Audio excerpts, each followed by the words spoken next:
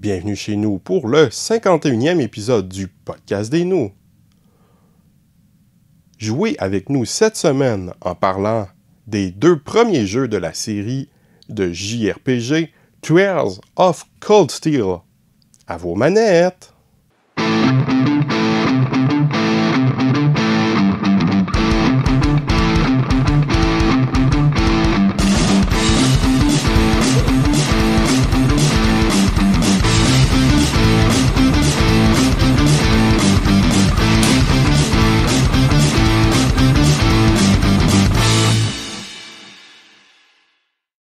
Voici maintenant la chronique culturelle, parce que nous autres, on est culturés, man.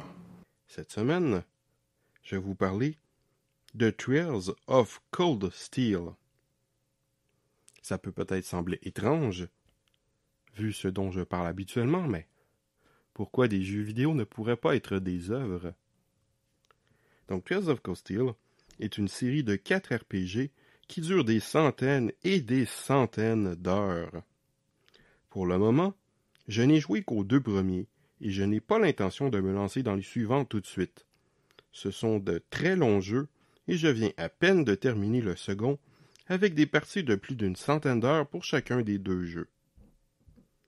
Ce sont des RPG japonais assez classiques avec système de combat au tour par tour via des menus avec de l'équipement, des statistiques et tout ça. Par contre, je dois avouer que c'est étonnamment assez bien réglé, sans avoir abusé de level up, contrairement à d'autres JRPG. Simplement explorer les endroits en évitant de fuir les combats nous donne un niveau suffisant. Le système de combat pour le genre est particulièrement réussi. Bien rythmé, utilisant bien les divers éléments ou techniques de combat, avec un lien en combat entre les personnages ayant plusieurs impacts, notamment la possibilité fort sympatoche de pouvoir suivre une attaque par une autre attaque par un autre personnage quand la première a été particulièrement efficace. Il est important de balancer tous les personnages pour éviter de se retrouver dans la merde dans certains moments où l'on utilise plusieurs équipes de personnages. Mais ce n'est aucunement un problème, ça me semble la chose logique à faire, même si bien sûr je privilégiais les personnages que j'apprécie le plus et ou les plus utiles. Certains boss sont chiants, mais c'est un RPG, un vrai, qui crée des combats différents contre des ennemis qui ont leurs différents points forts et points faibles. L'histoire est intéressante et a suffisamment de retournements pour nous surprendre par moments, même si bien sûr il y a parfois de l'abus, ou si parfois c'est prévisible.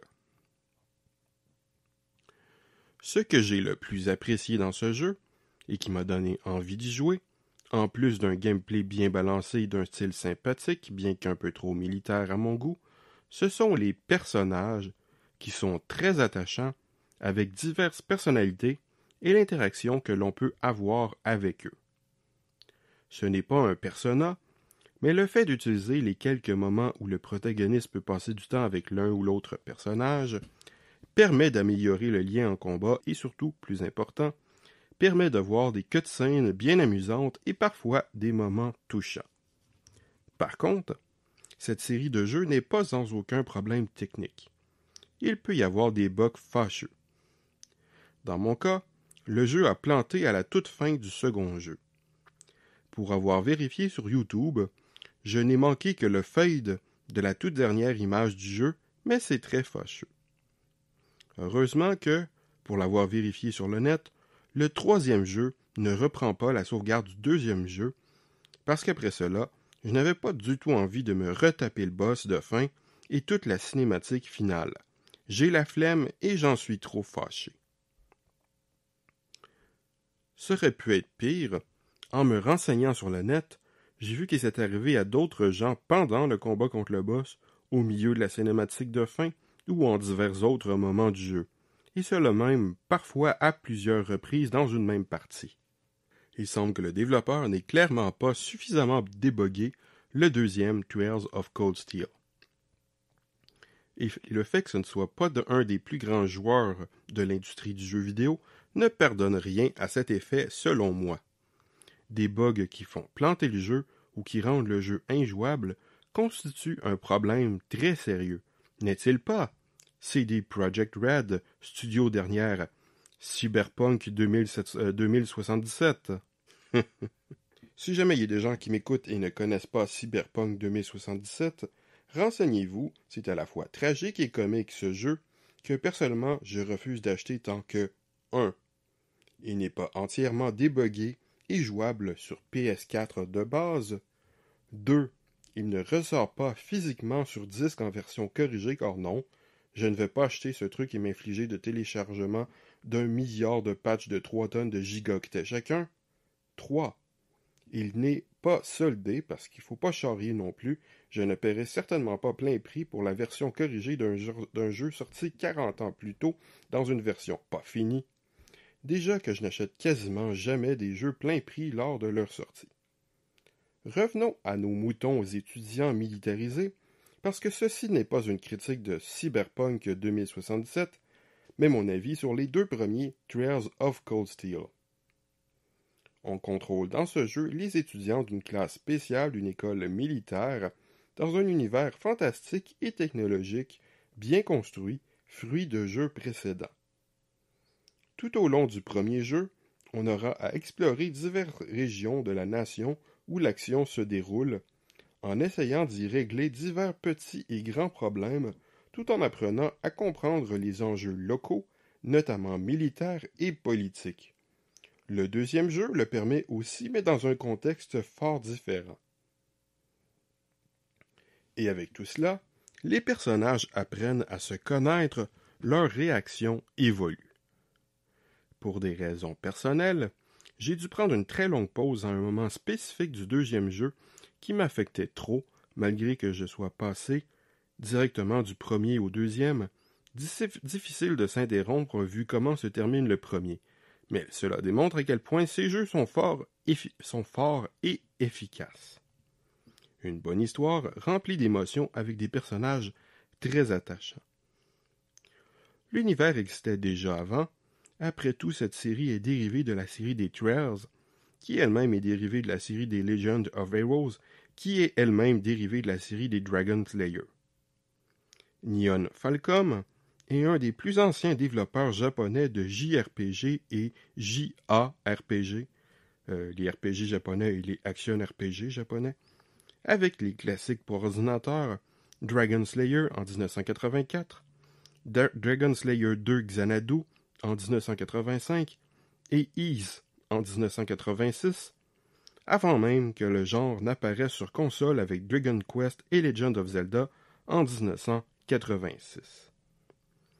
Mais bien peu de leur production n'a été traduite pour l'Occident. Après le succès de Dragon Slayer de Legend of Heroes, sorti en 1989, les Legend of Heroes remplaceront assez vite les Dragon Slayer avec des sous-séries de quelques jeux dans du RPG classique plutôt que du ARPG, contrairement à bon nombre de Dragon Slayer. Les Trails remplaceront cette dernière série dans un nouveau millénaire avec toujours des sous-séries en quelques jeux RPG classiques, mais cette fois-ci dans un même univers avec la trilogie Trails in the Sky, le diptyque Trails from Zero Trails to Azure, la tétralogie Trails of Cold Steel dont je parle ici, le jeu Trails into Rêverie servant d'épilogue aux 2 précédentes sous-séries, et une autre sous-série dont la sortie est prévue pour cette année 2021, au moment où j'enregistre. Un peu mécontent de la fin du premier Trails of Cold Steel, ayant à l'époque l'intention de prendre une pause entre les 2 jeux pour faire d'autres choses, comme regarder des séries ou jouer à d'autres jeux, j'ai fait une recherche qui me permit de savoir, sans aucun détail parce que je n'aime pas les spoilers, que les 2 premiers jeux se suivent directement, mais que les 2 autres concernent de nouveaux personnages, même si bien sûr des personnages des premiers jeux y apparaissent, ce qui m'a permis de me lancer dans le second avec moins d'appréhension et de prendre une longue pause avant le troisième, le temps de faire autre chose, comme par exemple, admettons Persona 5, un jour. Ce qui ne veut pas dire que je vais faire une critique de Persona 5, ou des autres Trails of Cold Steel. Seul l'avenir nous le dira. Pour ceux qui se souviennent, j'ai un système de notes qui est sur 5. Je donne la note de 5 sur 5 à un chef-d'œuvre, 4 à une œuvre qui se démarque particulièrement, 3 à un divertissement honnête, 2 à une œuvre moyenne, 1 à une œuvre mauvaise et 0 à une nullité absolue. Je donne donc aux 2 premiers Trails of Cold Steel la note de 4 sur 5. C'est vraiment très bon. Au revoir et à bientôt!